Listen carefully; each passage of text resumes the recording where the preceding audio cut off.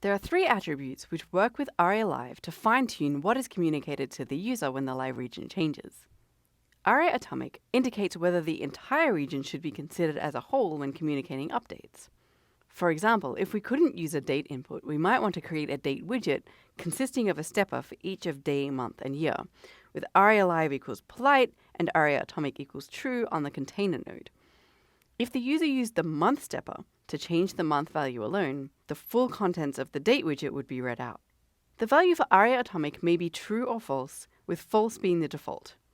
This means that you don't need to explicitly specify when aria-atomic is false. Aria-relevant indicates what types of changes should be presented to the user. There are three distinct options which may be used separately or as a token list: additions, removals, and text.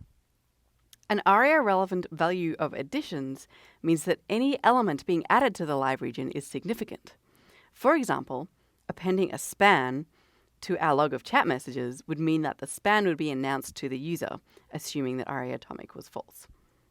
An aria-relevant value of text implies that text content being added to any descendant node is relevant regardless of whether a new element is actually added.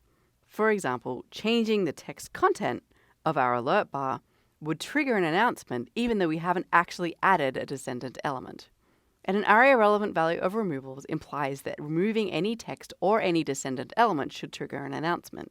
The default value for aria-relevant is additions text, meaning that adding either a descendant element or adding text content through some other mechanism is significant. This is the most common situation, so it's rarely necessary to specify aria-relevant explicitly. There's also an all option, which is shorthand for additions removals text, meaning that literally any change is significant.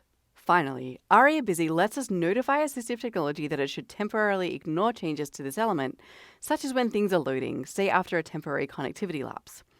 Once everything is back in place, aria-busy should be set to false.